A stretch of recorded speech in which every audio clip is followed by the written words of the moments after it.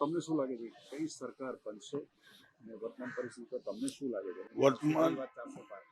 વર્તમાન પરિસ્થિતિને જોતા અને બધા તબક્કાના મતદાન જોતા એવું લાગે છે કે 400 પારની તો હવા નીકળી જવાની છે અને ગઠબંધનની સરકાર બની રહી છે અને ગઠબંધનની સરકાર બી એકદમ જોરદાર બની રહી છે કે જે લોકોના જે અત્યારે મોંઘવારી છે, લોકોને બેરોજગારી છે, લોકોને ખેડૂતો જે સાથે અન્યાય છે, જો ખેડૂતોનું આટલું મોટું આંદોલન થયું, 700 ખેડૂતોનું જીવ ગયા, એ બધા પ્રશ્નોને જોતા જ્યારે પરિવર્તન આવી રહ્યું છે તો પરિવર્તન બી એટલું સખત આવશે કે આ લોકો જે 400 પાર કહી રહ્યા છે એ 200 પર આવી જશે અને બહુ સારી મેજોરિટીથી ગઠબંધનની સરકાર બનશે અને ગઠબંધન જેમ ગઠબંધનને કીધું છે કે દરેક સ્ત્રીના ખાતામાં ₹1,00,000 નાખવામાં આવશે, જે બિલો પોવર્ટી લાઈન છે એ, પછી વિદ્યાર્થીઓ માટે પેલું હક, ખેડૂતો માટે બધું, એ બધી વ્યવસ્થા પાછી આવશે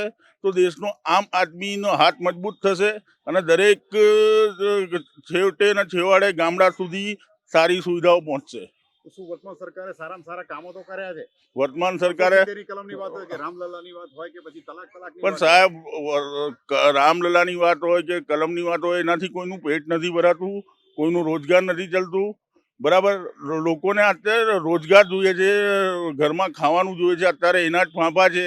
મંદિરની વાત બરાબર છે, એ સારું કામ છે, પણ એ સારું કામ બી રાજીવજીએ કર્યું હતું અને મંદિરના તાળા બી રાજીવજીના સમયમાં ખુલ્યા હતા. એ વખતમાં એમને કેમ યાદ ના આવી 370 ની કલમ? શું એ જમાનામાં એમના સમયમાં કેમ યાદ ના આવ્યું? આ બધું એ જમાનામાં યાદ નહીં આવ્યું ને આવ્યું.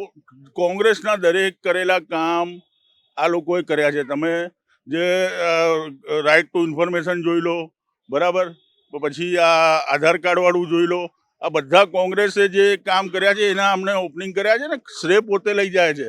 ખાલી એટલું જ છે. રાહુલજીને કેમ જાહેરાત કરવી પડે છે કે દરેકના ખાતામાં 8,250 ખટાખટ તો એટલે જાહેરાત કરી છે કે દરેકને જરૂરિયાત છે અને જરૂરિયાતમંદ લોકોને અત્યારે ન્યાય આપવો જ પડે, કેમ કે અત્યારે દેશ આટલું પાછળ જઈ રહ્યું છે, દેશનું દેવું આટલું વધી ગયું છે, દેશ આર્થિક રીતે સંકટની ઘડીઓમાંથી પસાર થઈ રહ્યું છે. એ પૈસા આવશે ક્યાંથી એમની પાસે? એ પૈસા જેવી રીતે આ લોકો અદાણી અંબાણીને આ લોકોના કર્જા માફ કરી શકે છે, આ લોકોનું એ કરી શકે છે, એવી રીતે આની વ્યવસ્થા કરવામાં આવશે. ગરીબ લોકોનું તો સાથે ન્યાય કરવામાં આવશે.